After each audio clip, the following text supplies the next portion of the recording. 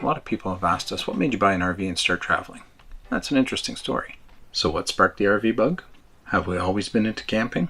As you've seen in a previous video, I grew up in Northern Ontario. And while it was a camp when my parents first bought it, they turned it into a second residence. So it was rustic, but it was hardly camping. Guylaine has always had the travel bug. And we talked about getting a cottage, but I didn't want to spend all my free time doing maintenance. In 2008, we took the family to Old Orchard Beach in Maine on our first family camping trip. Old Orchard opened up a whole new world to us. But that world included a tent. We're not tent people.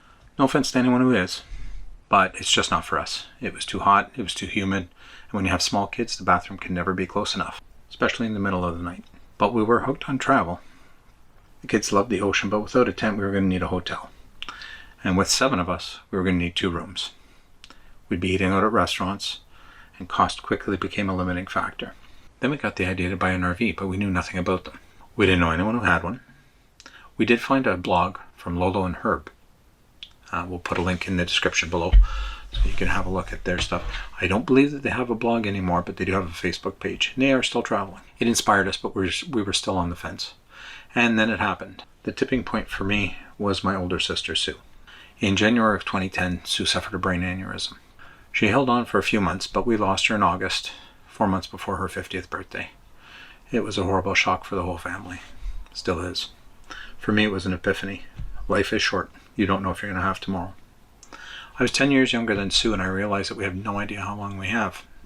We'd been talking about buying a trailer for 2 years, and it was time to stop talking and actually buy an RV. Losing my sister was incredibly difficult for me, but she provided me with the greatest gift I've ever had. She opened my eyes and got me off the bench and onto the field. Less than a month after Sue's death, we went out and we bought our first RV. We bought a Jayco 17Z. Originally, we were pulling it with a minivan, but that only lasted from the dealer to home before I realized that wasn't going to work. So we needed to upgrade. We looked around and we ended up finding a really good deal on an older used 7-passenger Escalade. Then we started a blog. I'll leave a link to the blog, but it's pretty rough. It has since migrated to our Facebook page, so all the posts and the photos are on there if you want to check it out. And you can find the link to that Facebook page in the description below under our social media. In 2021, we bought the current trailer that we have, the Shamrock 233S. And while looking at YouTube videos about this trailer, I happened to come across Traveling Robert. Traveling Robert taught me that the best way to preserve all these memories were to make videos. I had already stopped doing the blog, and videos just weren't part of what we did. I wish I'd found them sooner because we lost out on all those opportunities to make videos, to have those memories of the kids. Our other big passion is kayaking, and Guylaine and I did a lot of research and decided to purchase our forever kayaks, the Wilderness Systems Pungo 120s. They're very durable, they're comfortable, but the problem is that during COVID, there was nothing available anywhere. Everywhere was sold out.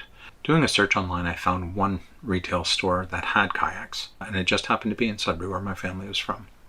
So I purchased it online. A few days later, I went back to check, and they had another one, so I purchased that one as well.